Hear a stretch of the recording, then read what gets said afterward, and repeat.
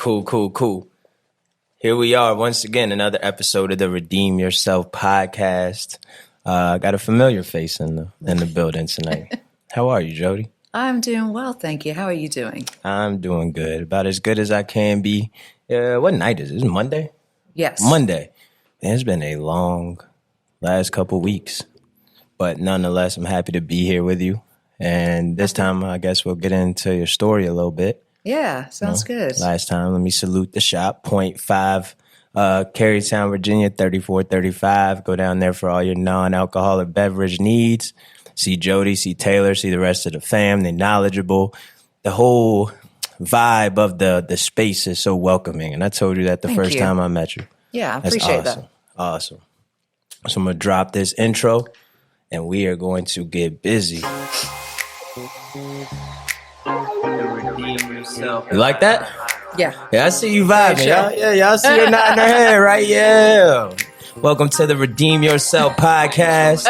I am your host, Jared. I got a special guest in the building, but she goes by the name of Jody. We gonna rock out. Let's get it.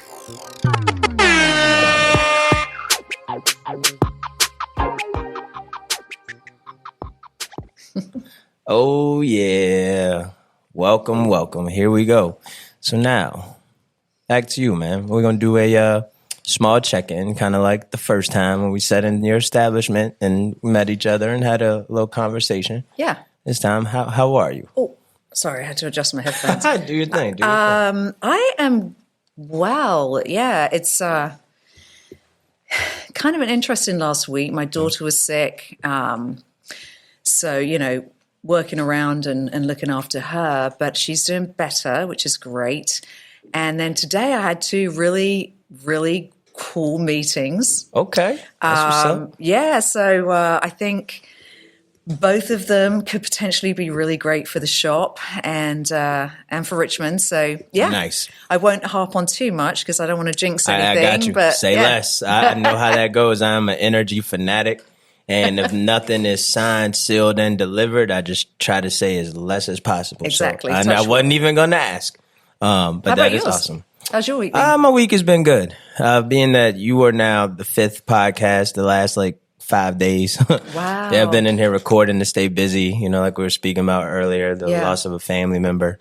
But it's been such a blessing, the outreach of support, the outreach of love, and also guests wanting to reach out and come on, share their story, right. To help inspire others that could be in the struggle, I think it's good for me, too, to show that there's a healthy way to grieve.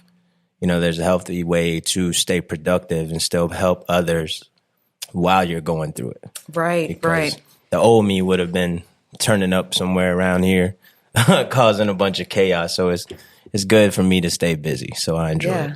Yeah. I enjoy it. So let's get right back into it. Second time on the podcast, we're going to go a little different route and we'll learn about your story, growing up across the pond and whatever you decide. So the first question I generally ask is, how was life for you growing up? What did it look like? I've never been to Europe, so I am so intrigued. Okay, it was, it was really good. We lived in a place called Eastbourne, which was right on the south coast. Y'all hear this accent? You had you had the ocean on one side. You got the cliffs, the White Cliffs on the other side. You sound like a movie. It was gorgeous. Of course, I couldn't wait to leave when I was 17. I moved to Reading, but now when I go back with my kids, it's like you see it from their perspective, and it was a beautiful place to grow up. But so I had a great family, two older sisters. My parents are wonderful. It was, definitely a different time. So I grew up, coming of age in the 80s. Okay. And so I first had my first drink, I guess, about 13. At 13. That's like a common age. What I'm hearing is you're 13. I was 13. You were 13. 13. Yeah. So it's like a common age to experiment. Yeah. It was, I don't remember. Oh, actually, I do remember the occasion. My my mum's boss knew it was my birthday and gave her a bottle of wine to have for dinner, but that I could also have a glass, and I did, and then had multiple when everyone else left the table. Me and my best friend Sarah kept on going. Yeah, and then at 14, 14, I was going to parties and drinking snake bites and stuff like that. But about 15, What is snake bite? Half lager and half cider. Interesting mixture. Yeah, you could get really crazy, and we would do, which is so gross. We would do. Have you heard of Pernod? Pernod, is that water? Pernod, and it's like an aniseed flavor drink, like a liqueur. We want that fancy over here in the States. No, this was the cheap stuff, and it was absolute gut rot. And so we would get that, and you get a Pernod and black. So you put blackcurrant in that, and then we would drop that into our snake bite. Oh, like a shooter. So what we would call those is a shooter. We pour, when I was in active addiction, we would pour liquor into a glass, and then we pour we pour Red Bull into a glass. Right. The liquor into a shot glass, drop it into each other, and then chug. Okay, so we'd do the Pernod and black, drop it into the snake bite, into the beer and cider. Yeah, and then, so kind of like an Irish car bomb. Okay, but with different elements. All right, got you. Yeah, we're on the same page. Yeah, I mean, that stuff was nasty. But yeah, so at 15, there was no ID at the time really in England. It's all changed very much now from what I understand. But yeah, there was no idea or anything. So if you looked old enough, you got served. So, really? 15, I actually left school when I was 15. I was the youngest in my year, and that's just how the schooling worked. And yeah, so I was working full time at 16, and we went to Spain. Me and my girlfriend's on holiday at 16, and damn. The drinking age was 16 there. So we were just out partying until 4 a.m, and and that's where it all sort of started. And it just became part of my identity. And I could handle, even though I was about 105 pounds and an absolute toothpick, I somehow had a really good tolerance. And I wore that badge of honor, man. Didn't we all till the tolerance is gone? Yeah, I mean, my girlfriends were getting sick, and I'd be the one still going and wanting to stay out. So yeah, and it became, because I was this kind of skinny little, somewhat nerdy looking person. I, like so many of us, it's the story of so many people. I just found that I became a person that, I could be flirtatious. I had a gift of a gab anyway, so I could always talk my way through things. And so I found that I became this other person, and kind of felt like I could keep up with my friends who I felt were far more vivacious and attractive and all these other things. So when I had drinks in me, became a different person. Yeah, it gave you like a different identity. Yes, and became more popular, and, started having interest from the guys, and, obviously probably wasn't the greatest interest, it was probably all for the wrong reasons. They probably just like, yeah, Jody, have a few drinks, she's going to be easy. But it was, I don't know, it just made me feel more popular. And I was like that as well, so I get it. Well, one of the women, but right. It's the same type, Yeah, you just you become that different persona, and it just stuck. And did your persona have a nickname? No, I wish I'd had one. Mine was named Pac-Man. Oh, really? Yeah. Pac-Man. I don't think I had one. I think, I'm sure I was called some names, but that I'm not aware of. Weren't we all? Yeah, so that was all through my teens. But I always worked, and then I started working in restaurants and bars, and of course that came with a whole nother side of things. And yeah, I went to college. Well, actually, I came over here when I was 16 with my parents, and we camped for 7 months across the United States. My dad's American, my mum's English. So we saw his side of the family, and we camped out, and they were very easy going about me having drinks. They knew that I drank, and it was fine in England. And so we would stay in these, campsites, and we'd have drinks and have beers and stuff. I mean, the cheapest we could find, because we had no money really. So drinking, what I'm hearing you say, it was always accepted. Yeah, it was very acceptable. My parents, my parents threw some nice parties. They would go to parties. We never had they never did the cocktail hour until I was probably 18 or 19 years old. Okay. It was always, milk with dinner for both my parents as well. So it's not like I grew up around like raging alcoholism. Yeah, my parents drinking. It was a very normal. They were social, social drinkers. They both worked in a pub when I was younger as a second job. I actually ran away from school when I was about 5 because the teacher wouldn't let my best friend go to the toilet with me. And I was very upset, very upset about this. So I snuck out of school and went to the pub where my mum was and hid behind the wall until she saw me. Anyway. So that was probably the first sign that I was going to sneak around in pubs, There you go. It started early. 5 or 6 years old. But yeah, so it just became a whole part of my life and started working. I moved to Reading when I was 17, 18 and started working in bars. What was the scenery in Reading? Because you painted the scenery in the first location you lived in. Was Reading kind of the same? No, Reading no was ocean, no ocean. A bit closer to London, about 30 miles outside.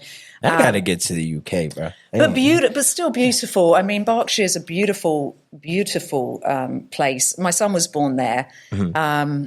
So, the drinking I surrounded myself with other drinkers, right, like we all do. The social glue. The social thing. And, I could drink what I wanted knowing that everyone else was. Right.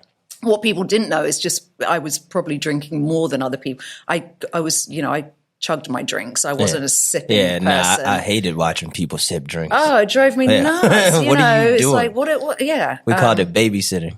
Yeah, it was fast and hard, the drinking. Yep. And I was always the one that wanted to carry on. Let's go to the club after the pub shut. Let's do this, let's do that, And I was known for taking people that were new into town. If they came in, it's like, oh, Jody will tell you where to go. And, I'd meet people out and so became the social person. Yeah, you were like the promoter of the nightlife. Oh, we know where to go. We just holler at my girl, Jody. Exactly. Bet. So then it just... I think I got to the point that I didn't really know how to be without that side. And it wasn't like I got hammered every night or anything like that, but I was drinking like definitely heavily and frequently. Yeah. Didn't have a switch off most of the time. See, and that also was my issue. It wasn't ever to the point where I had to wake up and drink or felt like I needed a drink. Right. Mine was to escape whatever was going on internally that I wanted to avoid. And the only way I knew how to mask that was drinking, and I didn't have a switch. Like you, I would go out, drink crazy. Everybody's ready to go home. I'm heading downtown. They had a couple after-hour spots back then. There was one called ODC. Oh, I used to. Did you? Yeah, I've been there. Right, so look, you know the vibes. Look, all right, bet. We used to go down to ODC. Oh my God. What you was doing at ODC? Yeah, well, I moved here. So I moved here when I was, I was 23. Oh, really? Yeah. Okay. Right, so 1993, and I worked at a place called the Fox and Hounds, which was a pub over on South Side. Okay. And it was an English style pub. And at the time, the manager was English, and my sister and I both worked there. So it was actually really, people loved coming there because it felt like it was like it really was truly across an English the pond. thing. Yeah. That's what's up. Yeah. So then we would go out afterwards and do things. Yeah, that's what they say, across the pond, right? Yeah, exactly. Across the pond, yeah. Across the pond. Yeah. But yeah, so I just constantly, it was just always such a huge part. And my family are drinkers, my American side of the family and my English side of the family. My mother and my middle sister, not so much. They'll have a drink, but they got to switch, normies. They are completely happy to have one, and not I. Myself and my older sister were not that way. And a lot of my relatives are not that way. So it was always a social thing. So nobody thought twice about it. Nobody questioned my drinking. Okay. It wasn't until I got older and, I was then drinking at home on my own, or we'd all go out, I'd go home and I'd carry on. And so people didn't see that side. People really didn't know that I was drinking as much as I was drinking. Right. So I hid it very well. As I was about to say, it was like you were hiding it. Like low key, you may have known it was a problem. Yeah. But, it was a way of living to that date. So you just continued it because if nobody knew, Yeah, nobody was ever questioning it. So I mean, I know my parents at times would be like, Jody, you had too much last night. But it was always done, it was always a joke, Right. So people always make, oh my God, you were drunk last night. Do you remember doing this? And me laughing and being like, no, oh my God, But it was kind of like it was okay. Right. And the same with me. I think, at least because it was so small in this area, when I say I ran a muck down like every street and restaurant in this area, like that's what I did. So it got to me, the problem was when I would go into these places and I'm seeing people that I grew up with, and then the joke isn't so funny when I got to live it down a year later and they still remember me from this act, or I meet somebody for the first time, and I make a fool of myself. Yeah. It was like, oh man. And I walked around with these cringe moments forever, until it stopped and I no longer drank. Yeah. No, I hear you. I remember that not that long ago, a few years ago, well, probably like 5 years ago, I'd run into a friend of mine. And I'd already had drinks with another friend. I ran into a friend over here in the Westboro Village area.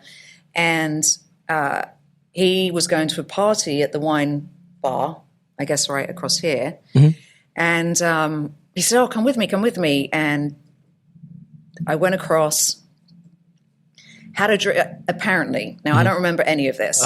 Had a drink, said, oh my God, I'm going to throw up. And this was a corporate party that we were basically crashing because he knew the boss. Okay. Apparently, everyone took lovely care of me. I went to the bathroom. I got really violently sick. I came out. Everyone was worried about me.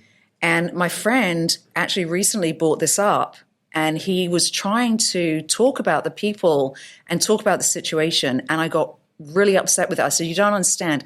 I don't remember any of this. Like, I don't want to hear it. Right. They all know. And apparently they work out where I work out. So they all know who I am. I have no idea who they are. Any of those people are. Damn. And so you kind of walk around wondering, Yeah. and that's a really horrible feeling. It's scary. Like I could go like plenty of times when blackouts for me started to occur. We did at first treat it like a game, like it was funny. And then as I got older, I'm like, man, this is really dangerous. Yeah. Like when we were young and we got this invincible cloak where we think, oh no, this can't happen to me. And I was watching, friends I grew up with go to prison for blacking out and drinking. And one friend I know accidentally killed 2 people while driving. Oh my God. And that never crossed my mind that consequence could be me. Right. And I was still ripping and running out here doing it myself. I think the scariest moment, one time I sent like messages, and woke up like to my Facebook, like, what what is this? You know what I'm saying? Yeah. And had to hear about like what happened that night. It started with a bottle of tequila. I was sick. So I was like, you know what? I'll just take a couple shots. The old head said drink and it'll go away. Clearly not the whole bottle. And that's what, me and my friend at the time, we and her did, and it was not a good night. Yeah. You know what I'm saying? So like I ran into those same issues of people remember me from actions. And I think that's why today I also try to show myself in that light, because I am who I am supposed to be now versus maybe how you all met me. Right. And that's important, like super important to me. So many people only know me as the drinking Jody. I had, and I didn't have the blackout thing. Well, to go back, I mean, I found a diary of mine that I'd written when I was 27. Wow. And it talks about, I think I need to cut back on drinking. So I knew at 27 that I was doing too much. Right. Took me 25 years to actually figure it out. Go ahead. Oh, you got a question? Yeah. What you got, man? Live in studio audience. Yeah, it was from last time. When did you notice that alcohol had taken over? You said 27 when you started reading the diary. So for the listeners, you said, when did you notice when alcohol had taken over and you dropped the age 27?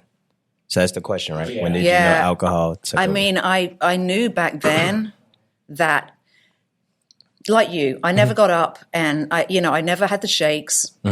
Shockingly, with the amount I might consume, I rarely got sick. I could go to work. I'd feel horrible, but I rarely called out, so I was functioning all the time. But I knew that I was drinking too much all the way back then. I probably honestly knew as a 18, 19-year-old, because I always wanted to be somewhere where there was drinks. Right. Or how soon can we leave to go get drinks? So that was always in the back of my mind. But I would say definitely in my 40s. Definitely in my 40s. I don't know, things just started really hitting harder. I wasn't necessarily always drinking as much, but I was starting to get the blackouts. And I was putting myself in some really dangerous situations. I did get a DUI in 2017. I had an accident, my fault. Fortunately, no one was hurt. Awesome. There's always a silver lining, right? And that was my silver lining. Right. But it wasn't enough. I mean, I stopped drinking for that period of time. I obviously had the breathalyzer in the car. I'm a realtor, and so picking people up at the airport and having to blow into that. That was probably the... And I don't mean to laugh. Oh, my God. Sure, no, I'll get you right over there. Oh, it was the most... Honestly, it was the most absolutely... my pride was just gone. Oh, man. No. Did the clients think anything of it? Yeah, I mean, I would just... I had to... But what can you say? I mean, I avoided anyone getting in my car, but every now and again, they'd be like, oh, I'll ride with you, and my husband will ride with the kids, or vice versa, or whatever.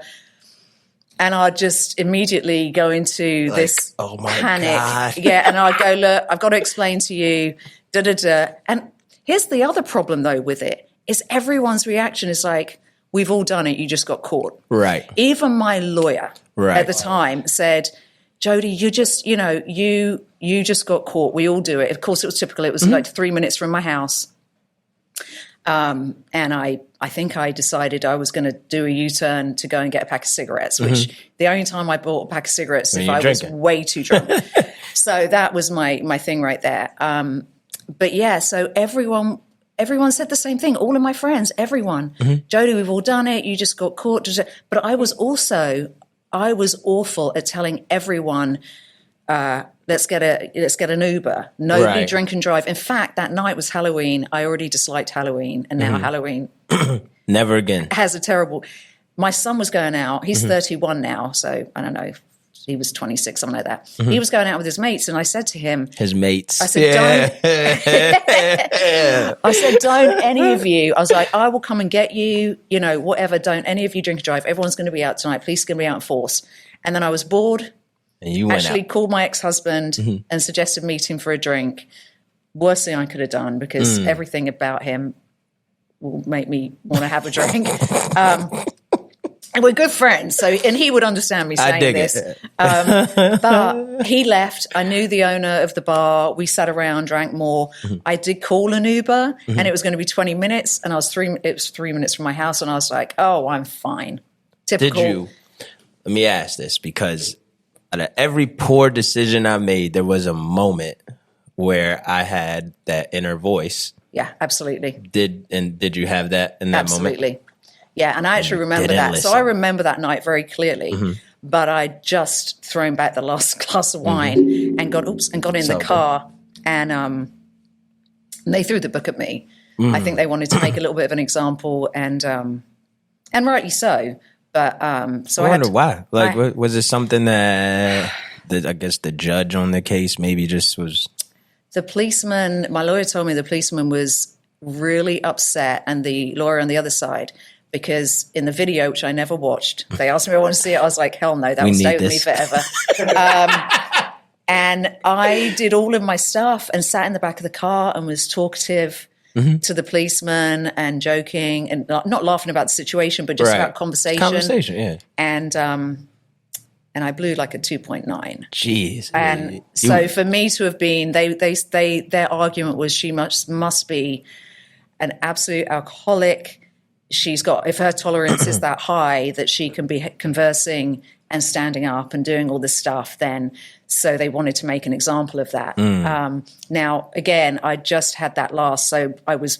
Yeah, so it was super fresh in your blood. But it's still, I still blew really high when I got there. So, you know, I own all of that, you know, and I deserved what happened. How did that play out for you, though? Well, like, you know, unless you don't want to share, like, no. I break down. I got some charges, you know what I'm saying? But yeah, it's been a long time. Yeah, I had to do a couple of weekends in jail. They did put me into like the department where I didn't have to wear the outfit, the jumpsuit. Yeah, so you was on the work release side. Yeah, so they put me in with the ladies there where they were doing that, yeah, which was very kind. The longest 2 weekends of my entire life. I mean, there is nothing like that. It's just like the worst. I've been there, so I understand. Oh, it just it makes me anxious thinking about that. I had nightmares about that for a long time. I get it. Yeah, so I did that, and I did AA. Obviously, I had to get everything signed. Had the breathalyzer. I got a lot out of the meetings. I mean, I went in defensive that first couple of nights, and then I just let it be. Right. And then I saw everyone that came and knew. Everyone comes in defensive, and some people stay that way, and some people just start opening up. Yeah, and it just, you know, you just start hearing and seeing and learning and knowing that it's, you know, whoever you are, this can happen. And I think it was very much Whoops. an eye-opener. But I didn't stop. I cut back a lot, but I didn't stop drinking. You know, so I think that's another part of our stories that intertwine.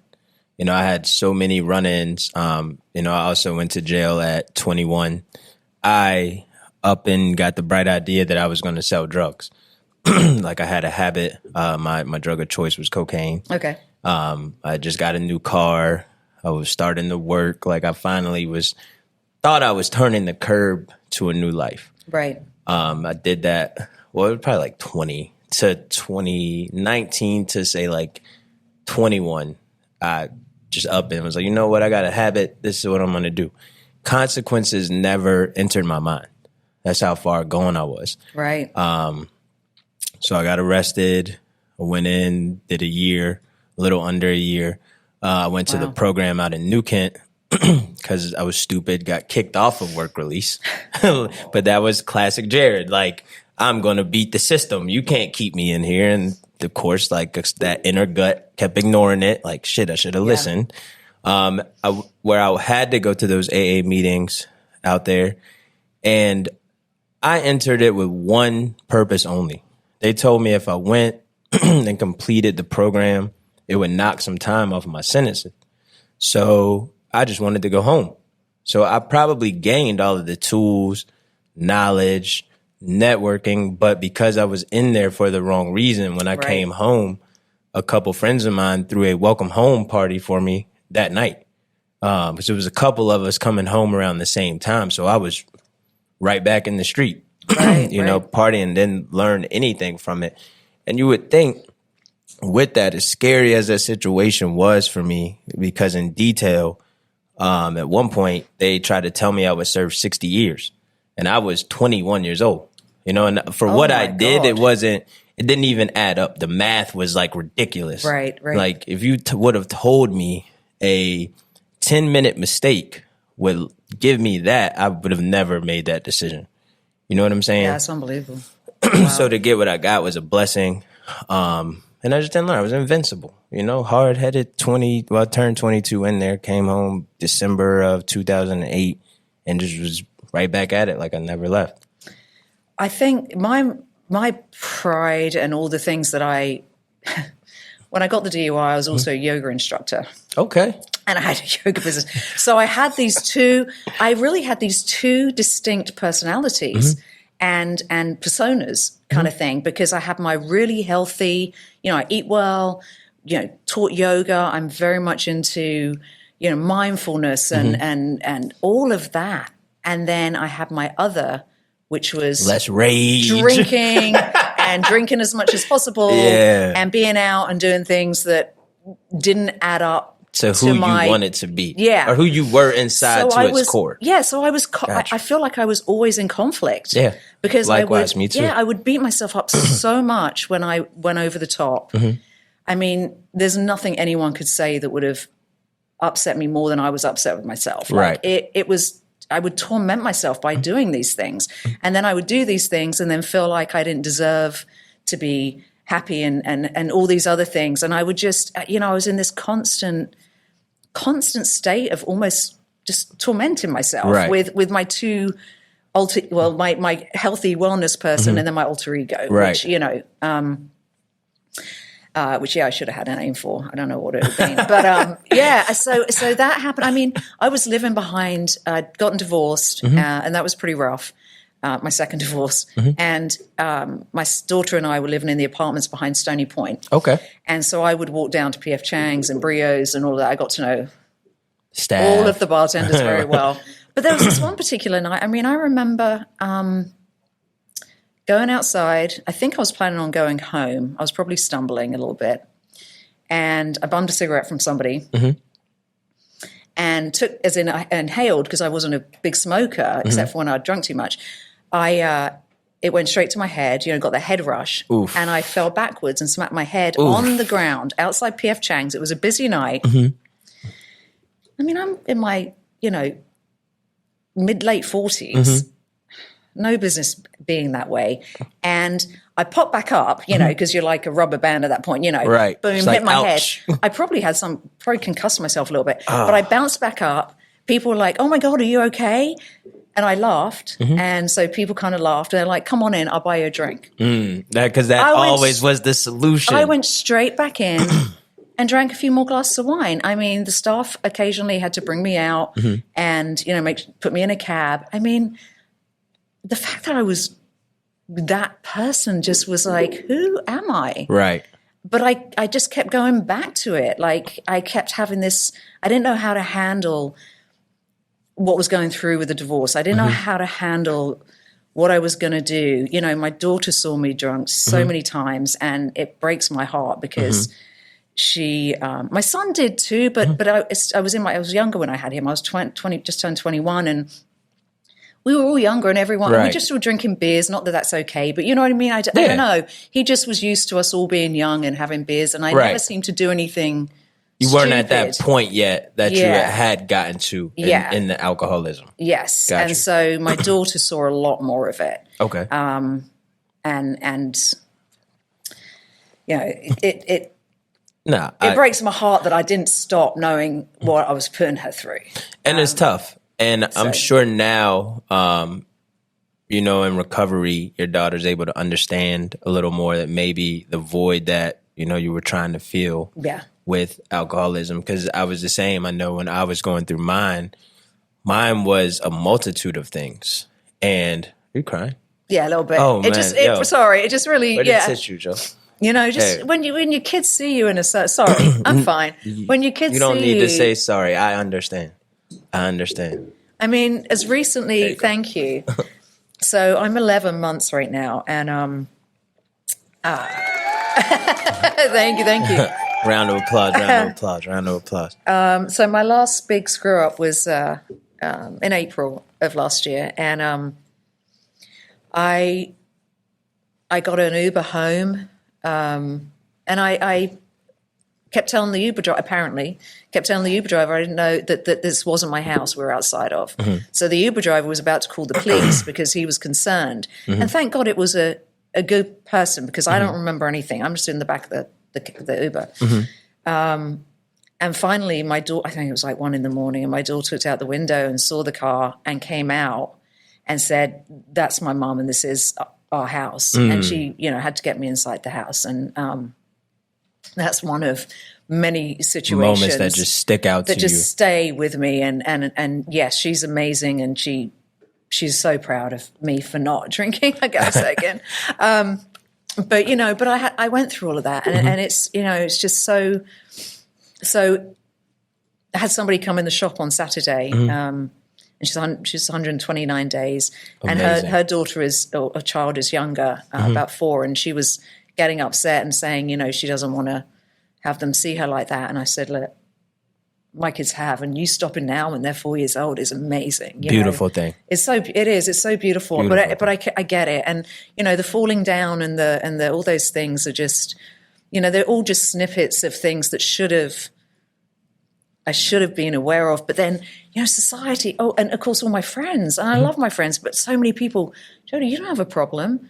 Yeah, you occasionally drink too much. You occasionally do that, but you're so much fun and da-da-da. But they weren't seeing, me going home and having more. They didn't see me, falling out of a car. They didn't know that I was waking up the next day just debilitated. Right. Staying like, what did I do? Who did I call? I was the person that would make phone calls and send texts. And, I think the toughest part is what people don't see is that, like you said, the internal dialogue.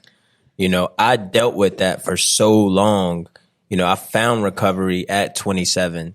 And That's I so remember, thank you. I remember being like, this isn't you, and I would be telling myself this like the next day after whatever wild events we caused. Like I get a laugh on the phone, and when I hung up, I just felt empty inside. Oh, horrible. Horrible. Like this is not you. Like, what are you doing? Yeah. And I didn't know how to pull myself out of that. Yeah. And when I explain it, it's so weird. It's like a raging lion in there. And I'm just caging him and caging him and caging him. And he's ready to be let out. Like, hey, man, let's go get the life we deserve. Let's go show the love that you are inside.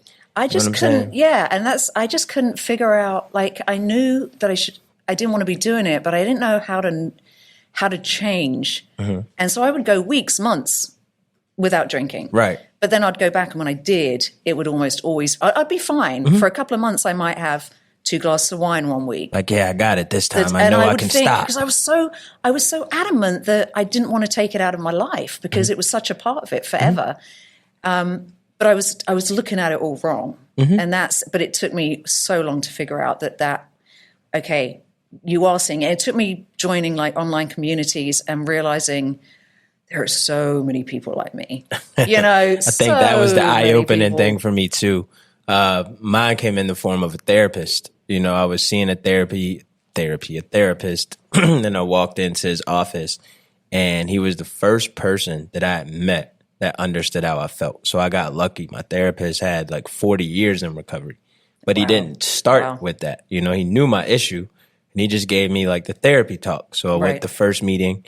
Literally after I left, got drunk, suicide attempt, went to the hospital, came home, had a therapy session, and that's when he decided to tell me. I told him what happened. He was like, man, I understand. And I remember like looking up at him, here I was, my hair was crazy. I probably had like gold teeth in my mouth. Like I was a wild dude, And this was a like 67-year-old Caucasian man, like what could we have in common? Like I wasn't clear enough in my thinking that like, man, this man doesn't know me, and I remember just kind of bucking on it. Like, whatever, dude, this is what happened. He was like, no, I understand. And my heart opened, my mind opened. And I was like, what do you mean? And he was like, well, I got 40 years in recovery and I've done, and he started breaking life down to me and the hope. I got goosebumps now because the hope that I received from that man led me to not only starting the change, but keeping it. Right. And that was the catalyst. What's up? Do you think if you hadn't have had the suicide attempt that you would have stopped when you did? No, I would not have, because I'm a creature of habit, and like you, my friends were the same. Man, you could have just one. You don't have a problem. We're all getting fucked up. You know what I'm saying? Like if everybody's doing the same thing, like how would I ever really realize it? Like internally I did. Right. My life didn't look as good as some people's. Like I was dead broke, sleeping on my parents' sofa with 2 kids in a failing relationship. Like every sign was there. Like, bro, you should stop and figure something else out. But the suicide attempt, the way I look at it now, it had to happen that way. Yeah. Like there was nothing else that was going to come in. Like jail was most certainly on the horizon. I had called a friend and I got tired of being broke. I was ready to get back to what led me to jail the first time. This was probably the first time I did listen to my inner gut, like immediately allegedly, after I received the product, I got back to a space and called him and was like, hey, man, I can't do this. Like, I don't want to go back down this road. And he was like, no problem, man, bring it back. So I did that. And, I was headed nowhere fast. So that suicide attempt is what saved me, because that morning after, I woke up still angry at the world, sad, frustrated, because I was ready to go, or so I thought. And when I got to the hospital, I remember being a wreck, crying, talking to the nurse, and immediately there was this calming spirit that came over me. And it was like, hey, you got a second chance at life. Do what you got to do. And, and like laugh at it now, because I remember looking around like, what the hell was that? Like, who is talking to me? You know what I'm saying? And I looked at the nurse and was like, you know what? Take me wherever you got to take me. I'm ready. And that was it. I never turned back from that moment. I went in there. It was exactly what I needed at that time. I was able to disconnect from everybody and everything. I didn't have a way to reach out and escape, because it's all what I did. I ran. Mm-hmm. Stuff got hard. I found it in a bottle or a substance. Right. Or a group of, people that just weren't going anywhere fast. You know what I'm saying? So it was necessary. I think, and creature of habits is what it is too. I mean, I remember going to, and the years leading up to me stopping, I really had cut back a ton. But it was a habit. So I would go to the grocery store to pick up dinner. No thoughts of having a drink. No thoughts of wanting. Just because you walk by. No cravings. Nothing like that. But I would go, well, I'll grab one just in case. Mm-hmm. And I'd take it home. And before I'd unloaded the groceries, I'd poured a glass of wine, Mm-hmm. It was just absolute habit. And of course, once you take that sip, then I'm going to have a couple. Yeah. And, it was just that habit. And so I had to become, when I stopped, but from the outside, nobody would have known. Right. I was doing great in real estate. Mm-hmm. I had my house. I had, we looked. So you were high functioning. I think everybody knew, but I almost feel like too, the saying is like, people don't want to help you up as much because they could keep you down. Right. Right. And I knew that there was greatness always inside of me. I just didn't know how to propel it out. Right. And I think it's subconscious now. Like, I kind of view my life as like, man, I really was in that box and nobody was attempting to say, hey, let me show you a different way of life. Right. And now I ended up finding it myself. Got a couple questions for you. Yeah. From past friends who asked me, when do I know I have a problem? Is that the question? Oh, yeah, that was a friend who asked me. Oh, got you. When does somebody know when they have a problem? Well, you know how, for me, I went to the hospital like multiple times. I still didn't think I was an alcoholic until I was on my deathbed. And then Wow. See, I think when you have to look it up, which I did a bunch of times, like, Google search bar? Am I drinking too much? Yeah. If you're questioning it, and it doesn't mean that you have to be drinking every day, or, people have such a misconception that you're only an alcoholic if you're waking up and drinking, you're putting vodka in your coffee and you're, all these other things. And it's so wrong. I mean, there are so many different levels. And in England, they tend to call it, what do we say, alcohol dependency. So so you have alcohol dependency disease or something like that. And so it's, if you're dependent on it, and it all depends on what's right for you. Right. So, or what's too much for you. So I know some of the communities I belong to, they drink maybe 4 drinks a week. And I kind of was reading their things when I first joined and thinking, why are you even here? Yeah. Like, what is the point? But for them, it was too much. Right. Like, how much I drank in the last few years probably wasn't that much compared to a lot of other people. But I knew it was too much for me. And that's, I think, is the answer. When you know, yeah, you may not admit it to anyone, but we all know when we're consuming too much. Exactly. So the next question. Did it affect your livelihood, relationships, or work? Work. I mean, I've worked for myself a lot, so I could get away from. Well, even in real estate, you're 1099, so I could if I was canceling a showing, I hope that nobody hears me on this. Nobody necessarily had to know except me. So, I could kind of, that's what I'm saying. You were still able Nobody to else mask knew. it. Yeah. You worked the system well. Relationships, absolutely, because the relationships were built on us both drinking, because I went into relationships with other drinkers. And it would don't normally end well. Yeah, well, we how I know. normally have so much fun. It starts out as so much fun. You get to know each other and you're staying up late and, it's Dancing, okay if you're hungover the next day together. But then you start getting to the point where, you have those couple and the evening starts out fine. Stupid arguments. The arguments come out of nowhere. Somebody's babysitting somebody. Everybody's being defensive. You don't like what somebody says. You're taking everything the wrong way. And I, to be fair, I pointed the finger at my ex-husband a lot. And, the saying where you're pointing at them and just take a look in the mirror. So that was probably, and what's so silly is that during the day, because we took little breaks and holidays quite a lot. And, during the day, he was a health nut too. And we would cycle everywhere. We'd go out, we were like super healthy all day. And we got along so, so well.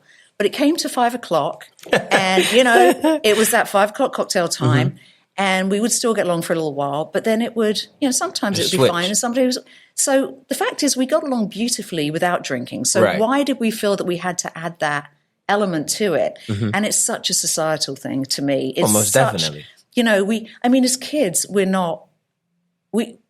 we have fun with our friends. We had pizza and ice cream. And, we played. But then we couldn't wait to be able to see something that was adult, which was drinking. And the excitement. I can't wait to grow up so I can do that. Yeah, and then what happens is then you forget how to have fun without that. So then it becomes oh my God, I've got to have this. And when I was dating, I always wanted to have a glass, a quick drink or a shot or something before I went out. Yeah, so you could loosen up and feel like you were ready for the night. Yeah. Instead of just showing up your authentic, transparent self. Exactly. And my friend, that's because I just saw myself as being a really boring person without the drinking, that nobody would want to hang out. And of course, I became, like I said, much more flirtatious and vivacious, and Yeah, we got to think of a name of that individual because that drunk, But yeah, so so that became something, and like my girlfriends and I, when we would get ready to go out, we had the best time getting ready before actually going out. That was our funnest time, and we wrecked it by going out. But not to say that I didn't always have a blast. I mean, I had some amazing times, as drinking. we all did. But yeah, when it gets to the point where it's causing more and more, my anxiety was through the roof the next day. And then the last time, like I said, with that and I think I slept with somebody I shouldn't have done. And that was, that was we all been there. Yeah. And that was like okay. Enough. Yeah. And then I really wanted to open the business and I'd really started looking at that. That's what I was going to get into because the last question on there was along the lines of this. What was the U-turn moment for you? When did you realize like, hey, this is it? Like, can you walk me through that? Yeah, literally the day after the whole Uber thing and when your daughter had to... Yeah.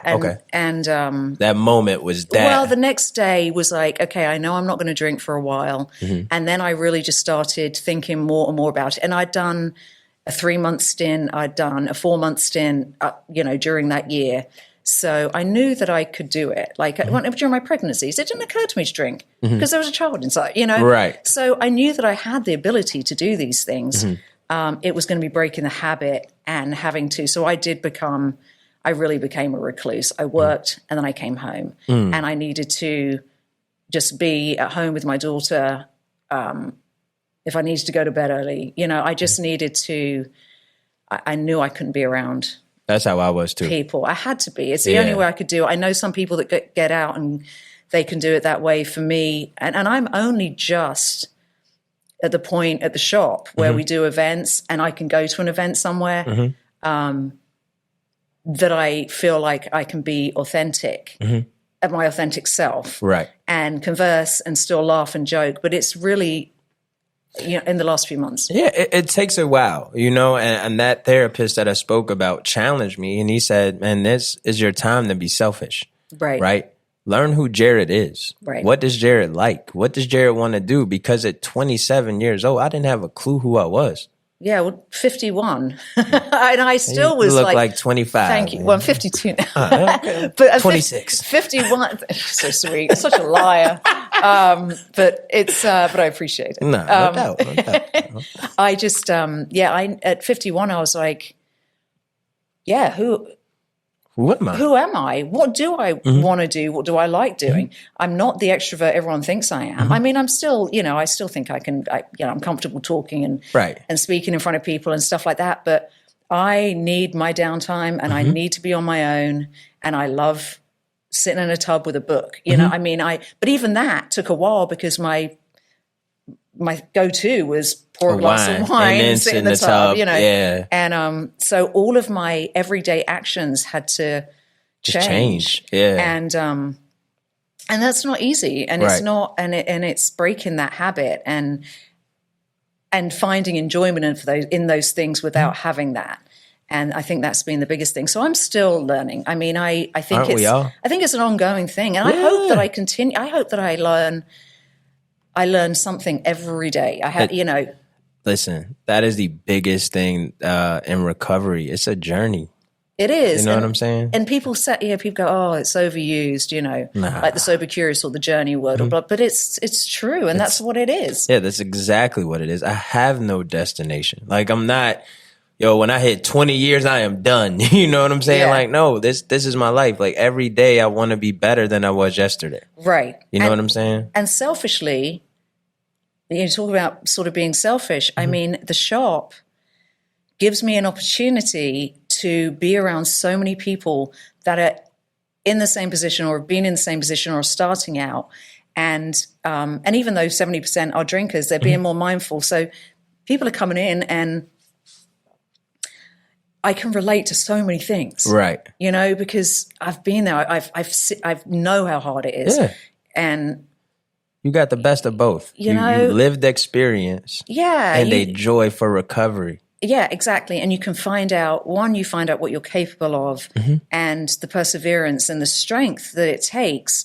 And, you hear it time after time, but it's so true because doors open. Yes. When you start doing this and you start suddenly, like the universe somehow now sends people my way that either we can help each other in some capacity or they're sober and I learn something from their story and they can, things that I still beat myself up about that people can go, this is a waste of energy because I'm so good at giving people that advice, but I'm so bad at taking it. Yeah.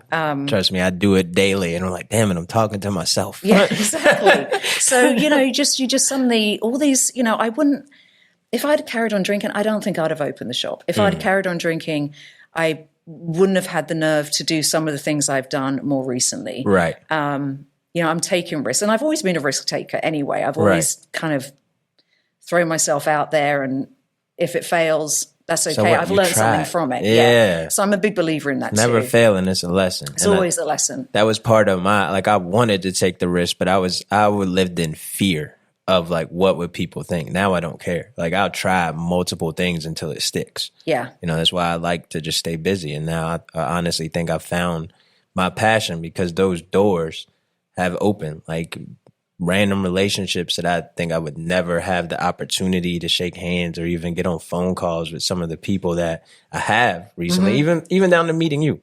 Right. You know what I'm saying? If it wasn't for me being open of my recovery, the paths never would have crossed. Yeah, exactly. And I think once you cut out whatever the substance is that you're addicted to, or even if it's not a substance, whatever situation, it could be, it could be working out, it could be coffee, whatever the thing is. Once you are able to get away from that, I feel like you start opening your eyes and you start paying attention to those little things because there's constantly little things coming at us, and always. You ignore it. Right. And then I feel like now I hear something and I go, that stays in my mind. I had coffee with somebody today because I read, we connected through other people on Facebook and I saw something she was doing. I'm like, that has something to do with what I want to do. And she was so open to meeting for a coffee, and we met, and it was a great conversation. Right. And, but it's only because I'm paying attention now. Yeah, you get that inner voice, that dialogue. Pay attention to the intuition, and that's when the journey and those joys start to pop open for you. Well, and the moderation thing is just a constant. That's a battle in itself for me. Right. If you're an all or nothing person, which I was, See, I'm all and or I am, nothing. Yeah. and that trying to moderate, which I did for those years. Oh my God, making deals with myself, writing it down, and I can only have this, and oh my God, that's exhausting. Yeah, extremely so exhausting. I'm busy, really busy, but I've got some space in my mind to be able to pay attention to what's clarity around me. Yeah. So I also like to ask, and this is the last question. Yeah. Young person walks up to you, similar history, similar background. They're looking for help. What word of advice or encouragement could you offer to that individual? To not be scared, to not be fearful of what people will think. Because I think that holds so many of us back. Yes. Is the fear of, what are people going to think of me? Are they going to see me as a different person? And some of them do, and some of them will. And that's but okay. That's okay. Yeah. Because the people that I don't hang out with as much now, that's okay. Yeah. No love lost. No. And we'll still be there for each other when push comes to shove. But I've just surrounded myself with people that are more in tune for what I'm trying to do and be about. So I think, not to be scared, because that hinders so many people, and to listen to your gut, because that feeling is always there. I had it about something today, and you every time I've ignored that, I've gotten in trouble. I've said that before. Hands down. Whenever I've ignored my gut feeling, something bad really happened, and then I go back and say, damn it, I should have, listened or done it. Yeah. That is A plus advice. Every single thing I've done that I regret, and there's not that many.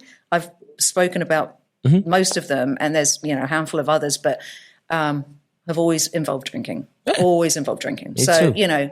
Now if I make a decision and I regret it, I'm like, that's okay. I made it with a totally clear mind, right? And I'm able to look at it and pinpoint what happened, and then flip it. Yeah, and I normally don't regret it. Yeah, exactly. It's normally sort of like, I could have done this instead, but I move on from it. Yeah. It's a lesson. It's never a failure. It's a lesson. All right, I learned my lesson doing that, that relationship or however that worked. I'm going to try this time. Let's see if we can get it moving this time. But I think for older people especially women. Yeah, talk to your audience. Well, I do think that as you get older, I mean, menopause and stuff like that happens, and that changes your whole way of being able to handle things like alcohol anyway. And there's so much pressure to be a certain person and be a certain way and look a certain way and and all these things that are thrown at you. And, you can get so absorbed in it.